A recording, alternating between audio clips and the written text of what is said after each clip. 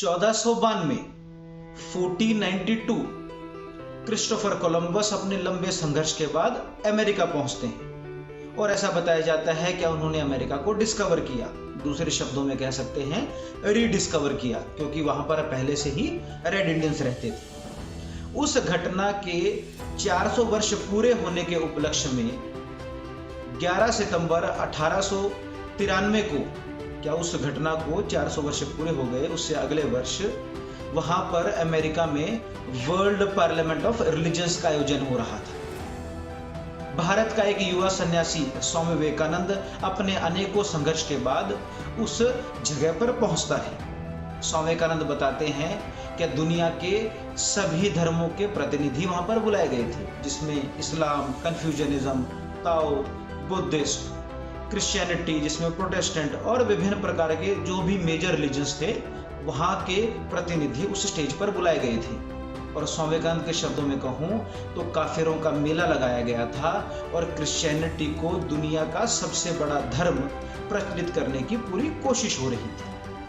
और भारत का युवा सन्यासी उस स्टेज पर पहुंचता है और अपने मात्र 5 शब्द, my dear sisters and brothers of America, मेरे प्रिय अमेरिका वासी बहनों और भाइयों से संपूर्ण विश्व का दिल ही नहीं जीत लेता, बल्कि जो वहां पर एक ढकोसला, एक माहौल बनाया गया था क्रिश्चियनिटी को दुनिया का सबसे बड़ा धर्म के तौर पर स्थापित करने का, उस सारे तंत्र को मात्र अपने 5 शब्दों से गिरा देते हैं। स्वामी विवेकानंद उस वर्ल्ड पार्लियामेंट ऑफ रिलीजन्स में जितने भी पार्टिसिपेंट आए थे पूरे दुनिया भर के, उसमें से इकलौते ऐसे पार्टिसिपेंट थे जो उस इवेंट के बाद भी वापस नहीं गए और वो अपने कार्य में आगे बढ़े, मनुष्य निर्माण के कार्य में भारतीय संस्कृति, जिसमें वेदांत और योग की कक्षाएं लेना, उनके ऊपर व्याख्यान करना और भारत और भारतीयता के विचार को पश्चिम में फैलाना, ताकि पश्चिम भारत को समझ पाए। और जब ये मूवमेंट पश्चिम से चलेगी तो भारत तक ये वेव जाएगी और फिर वापस आके उन्होंने भारत में कार्य किया। इस कार्य के दौरान जब Swami Vivekananda world parliament of religions के बाद घर घर में प्रचलित हो गए, स्वामी विवेकानंद को अलग अलग प्रांतों में बुलाने लगे। इसके कारण एक बड़ा परिवर्तन जो आने लगा, क्या जो वहां पर क्रिश्चियन कम्युनिटी थी जो कि कन्वर्जन में लगी हुई थी, जिसको हम ईसाई प्रचारक के तौर पर बताएंगे, जो कन्वर्जन में लगी थी, वो एक तरह से तिलमिला गई स्वामी विवेकानंद के इस कार्य को देखते हुए। स्वामी विवेकानंद उनको बार बार क्वेश्चन कर रहे थे कि आप भारत में जाके लोगों को कन्वर्ट मत करिए, भारत को धर्म की जरूरत नहीं है, आपके ढकोसले की जरूरत नहीं है, भारत का अपना एक सनातन धर्म है, सनातन परंपरा है। और उस विचार को भी स्वामी विवेकानंद को निरंतर बताते रहे।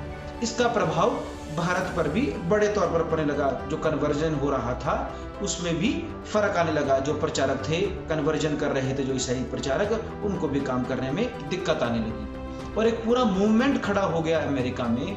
क्या ये एक सन्यासी एक गुलाम देश से, एक पराधीन देश से आके और यहाँ पर हम लोगों को ज्ञान दे रहा है और उस चीज़ का ज्ञान दे रहा है, हमारे रिलीजन के बारे में ही हमें ही बता रहा है।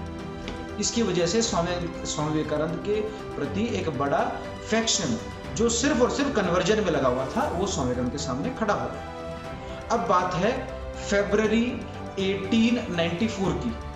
स्वामी विवेकानंद शिकागो में थे और वहां से अब वो मिशिगन गए। मिशिगन में स्वामी विवेकानंद के लेक्चर्स रखे गए थे। स्वामी विवेकानंद के जो सारे लेक्चर्स थे वो लेक्चर ब्यूरो, एक कंपनी थी, एक ब्यूरो था जो उनके सारे लेक्चर्स को करवाता था।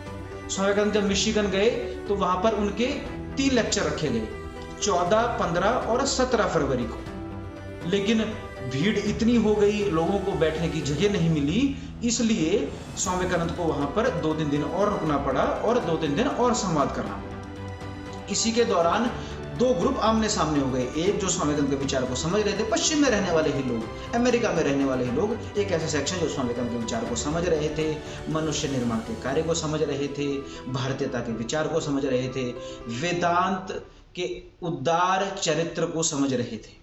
और दूसरी तरफ एक उनके सामने जो एक फैक्शन खड़ा हुआ जो ईसाई धर्म प्रचारक का था, जिसके कन्वर्जन में, जिसके प्रोपेगेंडा में उनको अभी कमी आने लगी।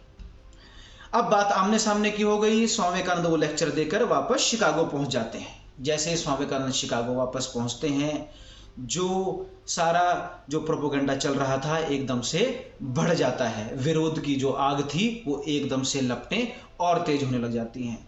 लेकिन विवेकानंद डरने वाले नहीं थे। वापस आते हैं मिशिगन।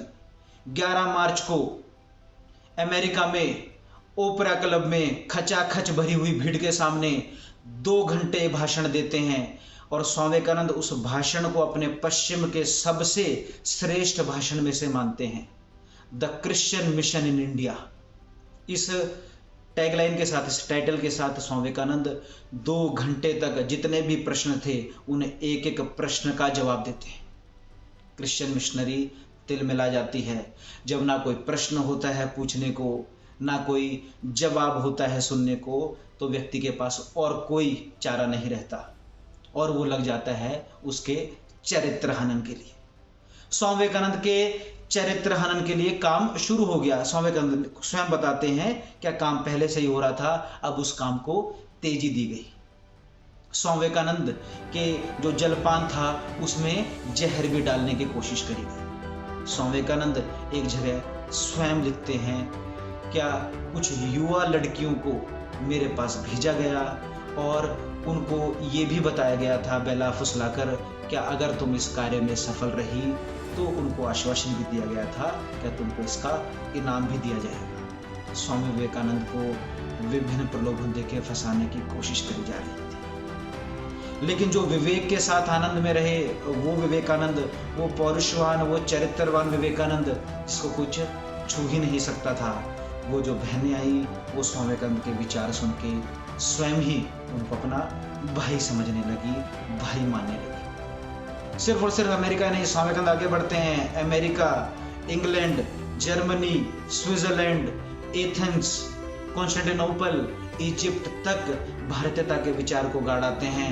भारत वापस आते हैं। 15 जनवरी 1897 को कोलंबो में उतरते हैं और इस भारत भूमि की मिट्टी को अपने पूरे शरीर पर लगाकर उन्हें नमन करते हैं। इसलिए स्वामी विवेकानंद के प्रति अन्य को प्रोपेगेंडा चले गए, उनके चरित्र हनन की भी कोशिश हुई, उनके ऊपर चारित्रिक आरोप लगाने की भी कोशिश हुई, उनको जहर देने की भी कोशिश हुई, लेकिन जो इससे मिट जाए वो विवेकानंद कैसा।